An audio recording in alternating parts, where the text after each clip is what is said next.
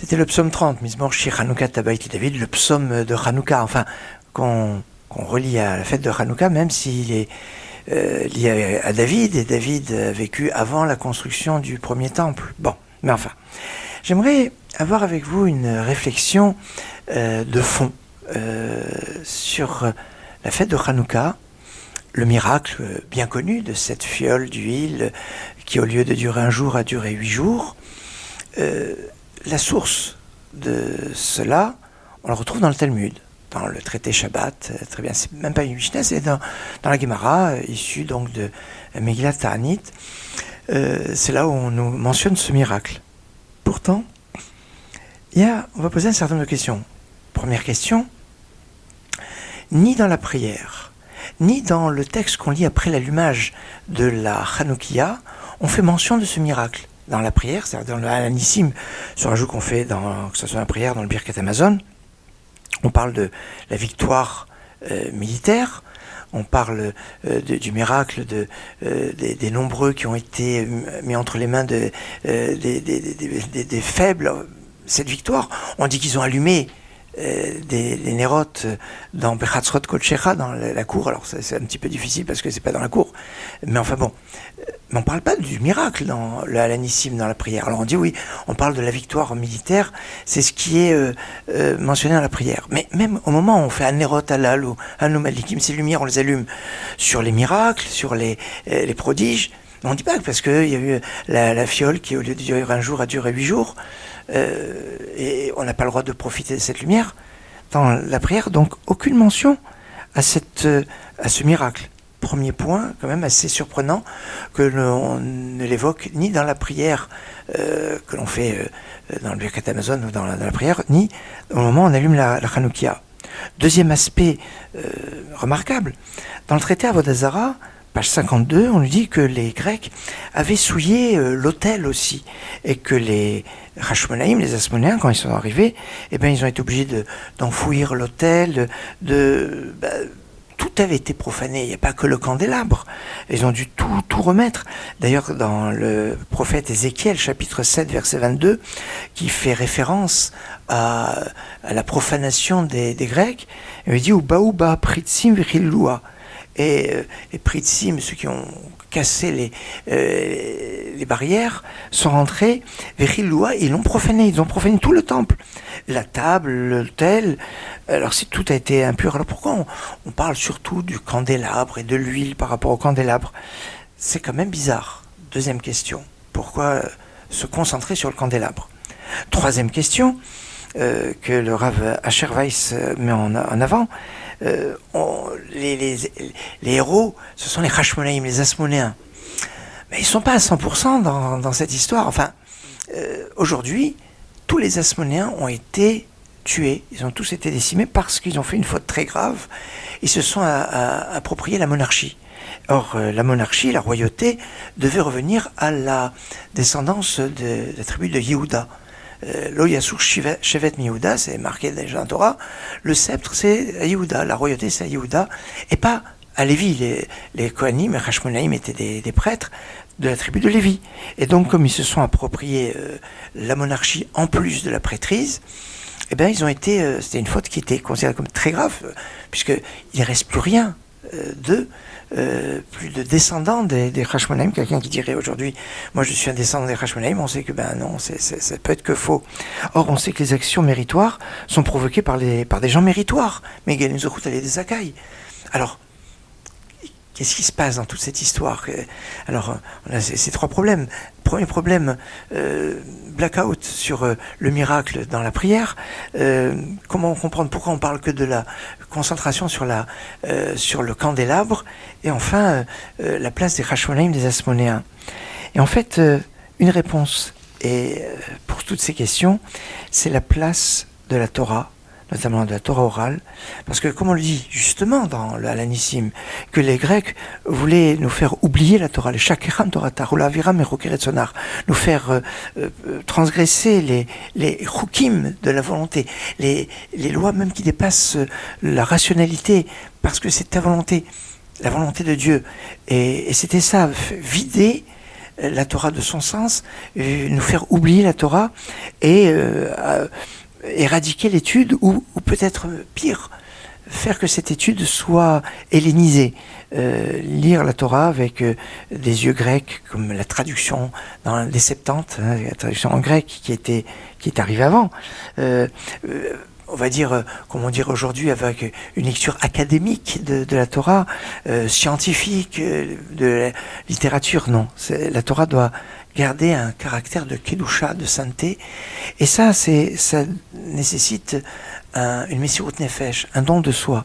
Il est remarquable que, on parle du jeu de la toupie. Alors pourquoi la toupie? Alors on le dit souvent, le dreidel en yiddish, la sevivon en hébreu, parce qu'en fait ils se réunissaient pour étudier, et les Grecs qui avaient interdit d'étudier la Torah, quand ils venaient, ils disaient ils cachaient les ouvrages qui pouvaient servir à l'étude, et ils sortaient les toupies, ils disaient on joue. Jouer. Alors le jeu, ça attire, c'est toujours. Et en fait, à l'extérieur, ils jouaient, mais en fait, intérieurement, ils étudiaient. Bon, aujourd'hui, il y a des gens qui jouent avec l'étude, mais c'est une autre histoire, ça. En tout cas, on voit ici la centralité de l'étude, et cette centralité de l'étude, elle est liée avec le candélabre. Le candélabre qui est le symbole de l'étude par excellence, qui ner mitzvah ve Torah or. La Torah, c'est de la lumière, et c'est le symbole de cette étude, le symbole lié avec la Torah orale, parce que le candélabre, vous voyez, il y a un arbre central, et puis 3 branches à droite, 3 branches à gauche, donc c'est 6 branches qui sortent de l'arc central. Le central, on pourrait dire, c'est la Torah écrite, et les 6 ordres de la Mishnah, ce qu'on appelle le chasse, finalement cette Torah orale qui entoure la Torah écrite et qui permet de comprendre la Torah écrite. L'union Torah orale, Torah écrite, c'est toute l'importance. C'est pour ça qu'on nous dit Arotse la Hakim Yadrim. C'est quand on fait sa prière, quand on veut être plus intelligent, être plus savant, eh bien on oriente sa prière en s'orientant un peu plus vers le sud. Pourquoi vers le sud? Parce que dans le Beth Amikdash, dans le temple, dans le Mishkan, la menorah était au sud. Elle était sur la gauche en rentrant dans le Mishkan qui est orienté plein ouest. Et donc c'était ce symbole avec le sud et de la sagesse. Et c'est le principe lié avec la tribu de Lévi, la tribu de Lévi dont sont issus les Kohanim qui sont ceux qui doivent enseigner la Torah, comme on le voit dans la bénédiction que Moshe adresse avant de partir dans la Vezot Beracha, chapitre 33, verset 10 de Devarim.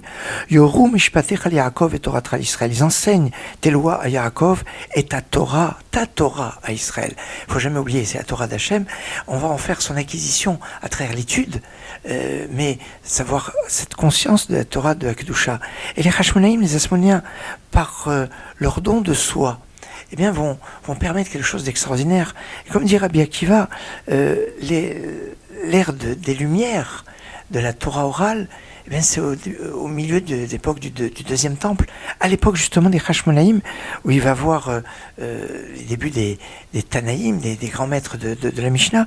On va voir les Zugot, c'est-à-dire ces sages qui vont fonctionner en binôme, et il ne va pas avoir de marloquettes. Les marloquettes, ça va commencer vers la fin de cette période, avec Hillel et Shammai, Beth Shammai, Beth Hillel, et les discussions.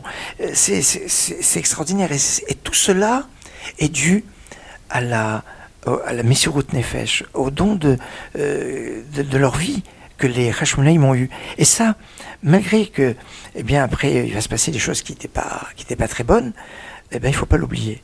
Il faut le fêter et avoir conscience de la place fondamentale de l'étude, de la centralité de cette étude. Et c'est pour ça que, finalement, si je veux retrouver le miracle dans tout cela, je le trouverai pas dans la prière, mais dans l'étude. Quand je vais étudier, pas seulement la Mishnah, mais la Gemara, dans le traité Shabbat, dans le secret du Shabbat, et de ce secret qui est lié avec le candélabre. Et c'est ça, Hanouka, ils se sont reposés au 25, alors le 25 qui se lève, oui, mais le Tzaror Amor donne une explication lumineuse.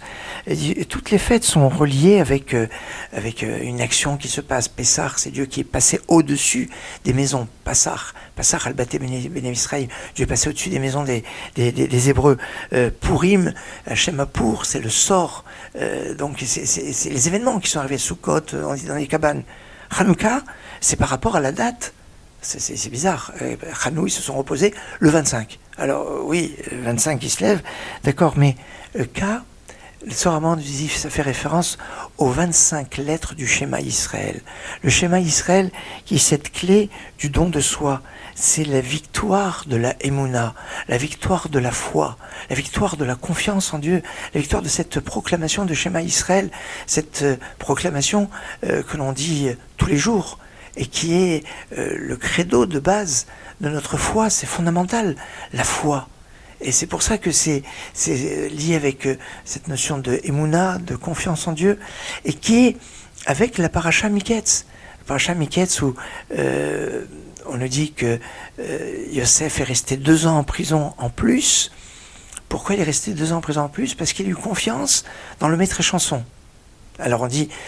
Heureux l'homme qui a confiance en Dieu, mais il ne passe pas sa confiance dans ceux qui sont ingrats. Et on sait que le maître chanson était ingrat. Et en fait, même si dans notre vie, on doit toujours faire de la ishtadlut, c'est-à-dire faire le maximum de nos possibilités. Aide-toi, le ciel t'aidera. Oui, tu dois faire mais tu ne dois pas faire des choses qui ne sont pas pensées, qui sont désespérées. Quand quelqu'un est dans un moment où il est désespéré, il peut être tenté de faire des actes qui sont des actes de désespoir. Et ça, il ne faut pas le faire. Et c'est ça, quand Yosef demande au maître chanson de se souvenir de lui, c'était pas un bon calcul. C'était pas un bon calcul parce qu'il savait qu'il était ingrat et il ne devait pas se souvenir de lui. C'est pour ça qu'il va rester 2 ans de plus en prison parce qu'il a dit 2 mots de trop. Mais avoir cette conscience de 2 ans de plus pour Yosef en prison à cause de cela nous permet de comprendre la puissance des Hashmonaïm, des Asmonéens, avec ce lien avec le Shema Israël. Le Shema Israël, 25 lettres. 25 comme le 25 qui se lève, et qui nous permet finalement de déceler cette centralité, cette importance de l'étude à Torah, qu'il faut savoir retrouver dans le texte, de cette centralité. C'est pour ça que même si d'autres éléments ont été profanés dans le Beth Amikdash, c'est surtout le candélabre qui va être à la centralité, et l'huile qui est le symbole de cette étude. Et la place des Hashmonaïm, même si, on va dire, ils ne sont pas à 100% dans toute l'histoire qui est arrivée après, on ne doit pas oublier leur Messirut Nefesh, leur don de soi qu'ils ont fait, et de cet engagement pour l'étude, pour cette centralité de cette transmission de l'importance de l'étude.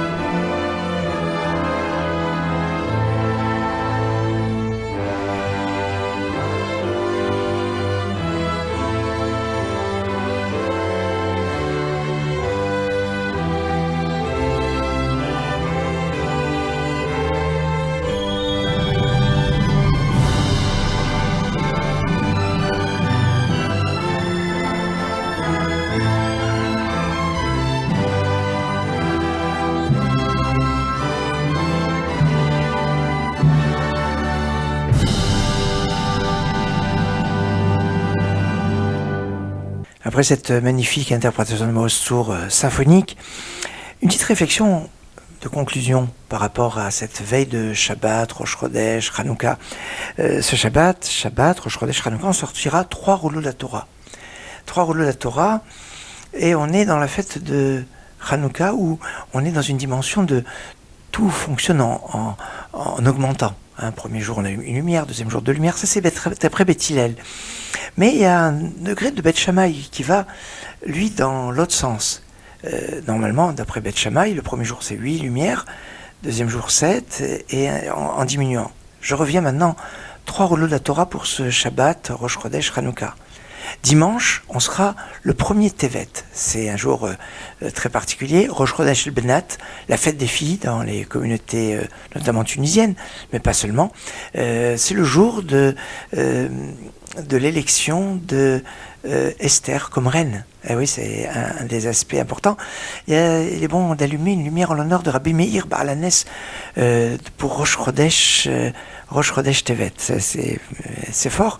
Et dimanche matin, on sortira 2 rouleaux de la Torah. Tiens, on va en diminuant au niveau des rouleaux de la Torah, puisqu'il y aura, dans le premier, ce sera 3 montées dans Rosh Chodesh, et la 4e montée, puisque c'est Rosh Chodesh, il y a 4 montées, ce sera la montée de Hanouka. Et lundi, on sortira qu'un seul Sefer Torah, mais tenez-vous bien, le lundi, c'est le jour de Zot Hanouka Tamizbeach. C'est le summum, c'est la conclusion de toutes les fêtes.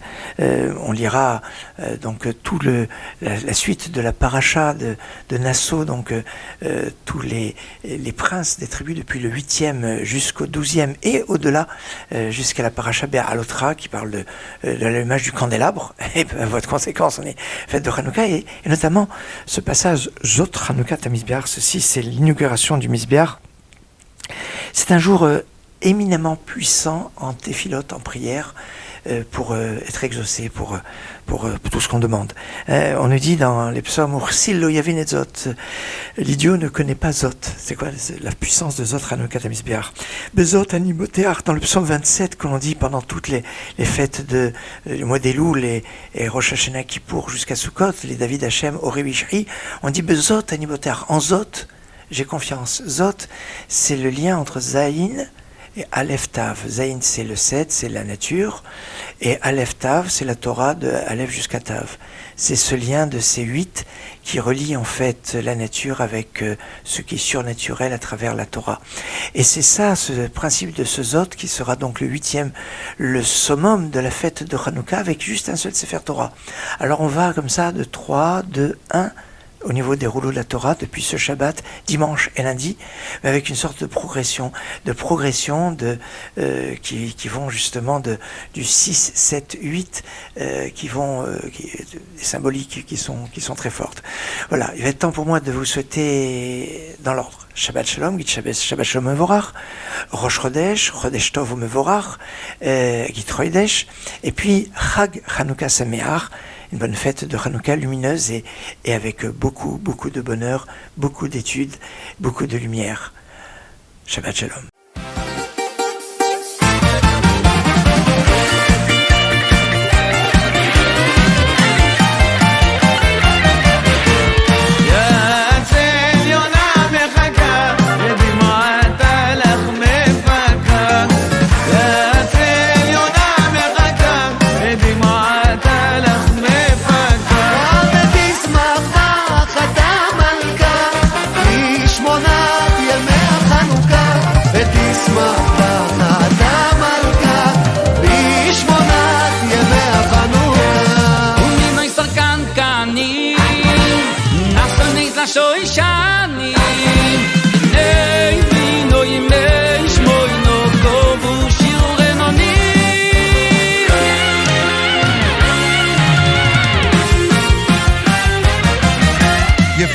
יוונים נקבצו עליי, אזי בימי חשבני, ופוצו חמס מגדולי, והתאימו כל השמנים. יוונים נקבצו עליי, אזי בימי חשבני, ופוצו חמות מגדולי, והתאימו כל השמנים.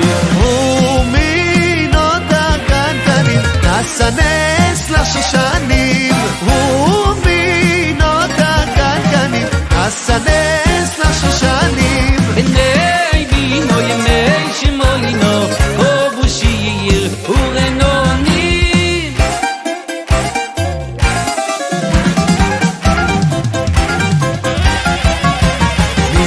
השיר חנוכה סבייס לדובי הרוי ממך השם כי די לי סוני ולא ישימח דו אוי בוי לאוי דויס ולהלל לאוי דויס ולהלל לשמחו הגדול לאוי דויס ולהלל לאוי דויס ולהלל לשמחו הגדול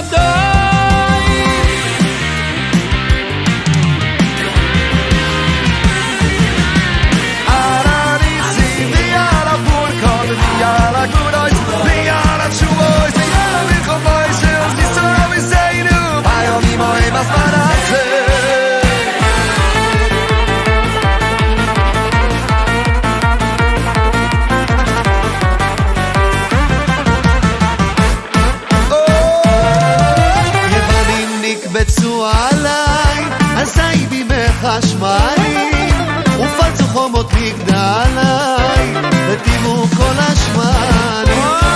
ומיות הקנקנים, נפנס לשושנים, ומיות הקנקנים, נפנס לשושנים. בני בינה יבש מונה, כפו שיעור עינני. בונים נקבצו עליי חשמנים ופורות צורכוי מויס מגדולי ותימות כל השמנים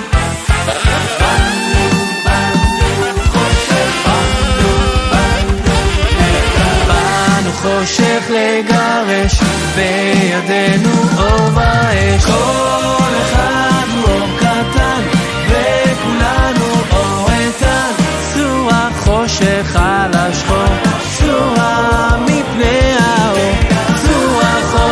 על השחור צורה מפני האור חנוכה שמח חניקה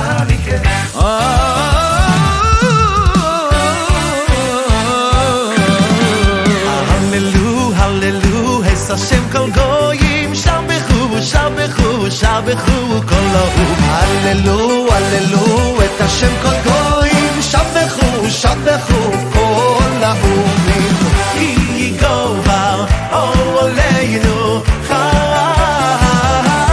חסדוי וימס השם להיום הללו כל ויעללו את השם כל גויים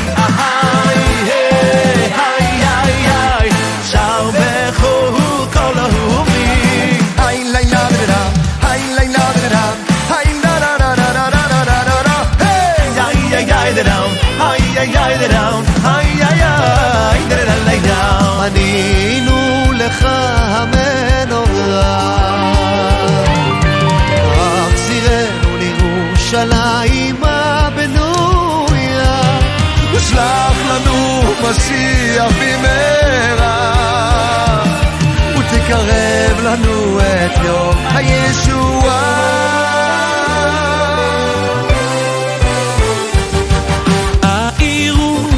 הדליקו נרות חנוכה רבים על הניסים ועל הנפלאות אשר עשה השם למכבים על הניסים ועל הנפלאות אשר עשה השם למכבים